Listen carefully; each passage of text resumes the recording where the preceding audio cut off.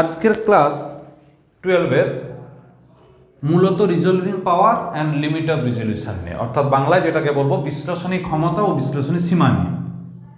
তো প্রথমত যে কথাটা বলবো যে বিশ্লেষণী ক্ষমতার বিশ্লেষণী সীমা যদি বুঝতে হয় আমাদেরকে একটা কনসেপ্ট মাথার মধ্যে রাখতে হবে। কি কনসেপ্ট? যে আমরা একটা এক্সাম্পল দিই তাহলে বুঝতে পারবে।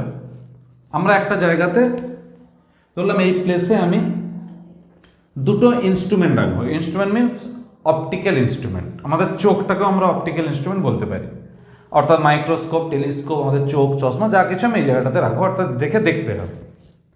তো আমরা যদি এরকম ব্যাপারটা বলি যে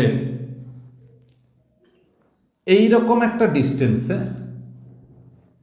দুটো অবজেক্ট রাখা আছে, একটা হচ্ছে এ বিন্দু আর একটা হচ্ছে বি বিন্দু, এদের মধ্যে সেপারেশন আমি ধরছি এক্স। আর একটা বিন্দু এ ড্যাস্ট বি ড্যাস্ট, এদের মধ্যে সেপারেশন হচ্ছে ওয়াই। তো একটা যন্ত্র দিয়ে আমি সব থেকে কম অর্থাৎ মিনিমাম এই সেপারেশনে থাকা দুটো পয়েন্ট অবজেক্টকে মানে বিন্দু বস্তুকে দেখে আমি সেপারেট করতে পারি। আবার বলছি কথাটা, একটা যন্ত্র দিয়ে আমি দুটো বিন্দু বস্তুকে এই এ বি সেপারেশনে অর্থাৎ এক্স সেপারেশনে রেখে আমি স্পষ্ট দেখতে পারি। যদি সেপারেশন এর থেকে কম হয় তাহলে আমি তাকে কি দেখি? অস্পষ্ট বা ঝাপসা দেখি, ব্লাড দেখি। তাহলে আমার কাছে এই এক্স ভ্যালুটা হলো minimum distance between two point objects which we can see clearly. ওর থেকে কম হলে আমরা বুঝতে পারছি না, তখন দুটো বিন্দু বস্তু গুলিয়ে ফেলছি। তাহলে আমার কাছে এই এক্স হলো লিমিট অফ রিজলিউশন। তাহলে আমার কাছে এক্স হলো লিমিট অফ রিজলিউশন অর্থাৎ বিশ্লেষণী সীমা। যদি অন্য একটা পয়েন্টে এই অন্য একটা অপটিক্যাল ইনস্ট্রুমেন্ট মানে অন্য একটা আলোকীয় উৎসের সাহায্যে আমি মিনিমাম এ ড্যাস্ট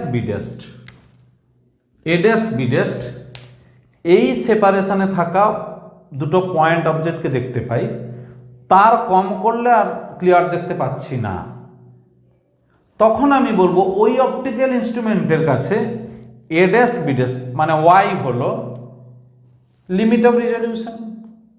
অর্থাৎ আমরা যে মিনিমাম সেপারেশনে থাকা দুটো পয়েন্ট অবজেক্টকে কোনো যন্ত্রের সাহায্যে আলাদা করতে পারবো, সেই মিনিমাম ডিস্টেন্সটাই হলো তার কাছে লিমিট অফ রিজলিউশন মানে বিশ্লেষণী সীমা। এবার আমাকে যদি বলা হয় এই কথা যে কোন যন্ত্রটা বেশি শক্তিশালী, তাহলে অবশ্যই আমরা বলবো যে যন্ত্রটা এ বি সেপারেশনের মধ্যে দেখতে পায় সেই যন্ত্রটা বেশি শক্তিশালী। কারণ একটা যন্ত্র এ ড্যাস্ট বি ড্যাস্ট এই ব্যবধানে থাকা বিন্দু বস্তুকে আলাদা করছে, আর একটা যন্ত্র এ বি ব্যবধানে থাকা কোনো বস্তুকে আলাদা করতে পারছে। তাহলে ওই যন্ত্রের কাছে এ বি ব্যবধানে থাকা যে বস্তু এ বি ব্যবধানে থাকা দুটো বস্তুকে যে আলাদা করতে পারছে তাহলে সেটা বেশি শক্তিশালী।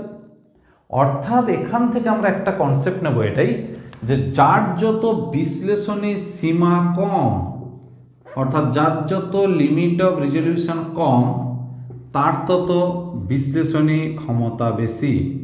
সেই জন্য বিশ্লেষণী ক্ষমতা ইজ ইকুয়াল টু 1 বাই বিশ্লেষণী সীমা অর্থাৎ resolving power is equal to 1 by limit of resolution. এই হলো আমাদের ফর্মুলা, মানে এটা আমাদের ইকুয়েশন আমরা মনে রাখবো সবসময়। তাহলে যার যত লিমিট অফ রিজলিউশন কম হবে তার তত রিজলভিং পাওয়ারটা বেশি হবে। এবার বলি আমরা অনেক সময় কোনো একটা অপটিক্যাল ইনস্ট্রুমেন্টের এই সেপারেশনটা দিয়ে বিশ্লেষণী সীমা ডিনোট করি, আবার অনেক সময় আমরা এই অ্যাঙ্গেল দিয়ে মানে থিটা এর এসআই ইউনিট কি রেডিয়ান, আমরা এই রেডিয়ান ইউনিটে কি করি অ্যাঙ্গেল দিয়ে মানে অ্যাঙ্গুলার সেপারেশন দিয়েও কিন্তু আমরা লিমিট অফ রিজলিউশনটাকে ইন্ডিকেট করি।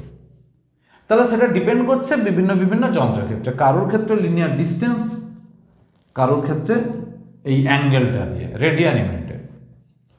তাহলে এই কথাটা আমাদেরকে এবার মনে রাখতে হবে। তাহলে লিমিট অফ রিজলিউশন হলো minimum separation between two point object which we may separate clearly or see clearly. আর বিশ্লেষণিক ক্ষমতা কি, রিজলভিং পাওয়ার কি না, দিস ইজ দি এবিলিটি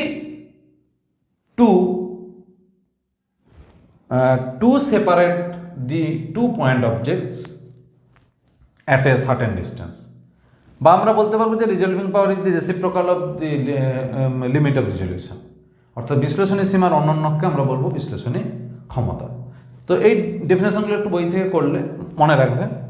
এখন আমরা যেগুলো এবার মনে রাখবো কি কি না, লিমিট অফ রিজলিউশন মানে বিশ্লেষণী সীমা অফ হিউম্যান আই, অর্থাৎ মানব চক্ষুর ক্ষেত্রে বিশ্লেষণী সীমা হবে 1 মিনিট, মানে হলো 1/60 ডিগ্রি।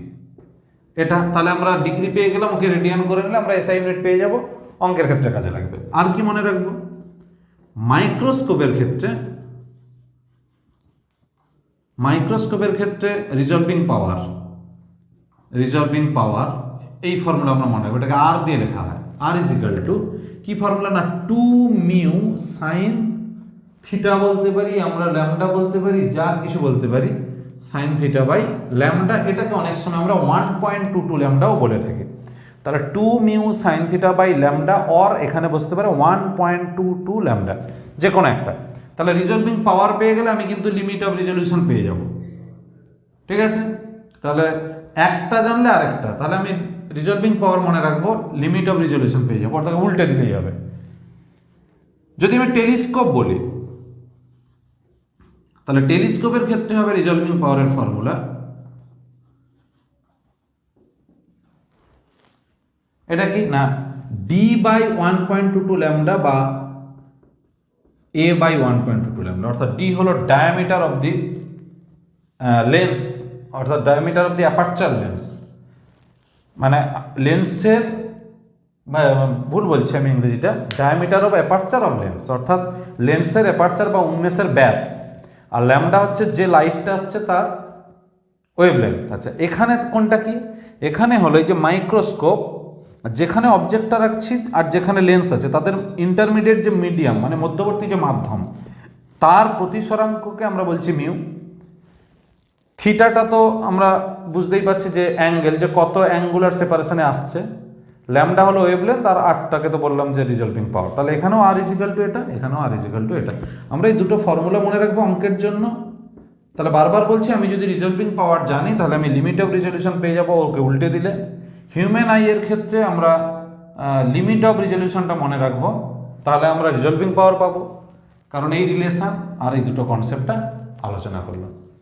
আজকের ক্লাসটা শুধুমাত্র ছিল রিজলভিং পাওয়ার এবং লিমিট অফ রিজলিউশন নিয়ে, সেই জন্য আমরা শেষ করলাম ক্লাস। ভালো থেকো, পরের ক্লাসে দেখা হবে। আর অবশ্যই বলবো একটু বন্ধুদেরকে আমার চ্যানেলের লিঙ্ক শেয়ার করো এবং সাবস্ক্রাইব করে রেখো। আমি একটু অনিয়মিত হয়ে যাচ্ছি ঠিকই, কিন্তু ক্লাসগুলো অবশ্যই দেওয়া হবে। ভালো থাকবে।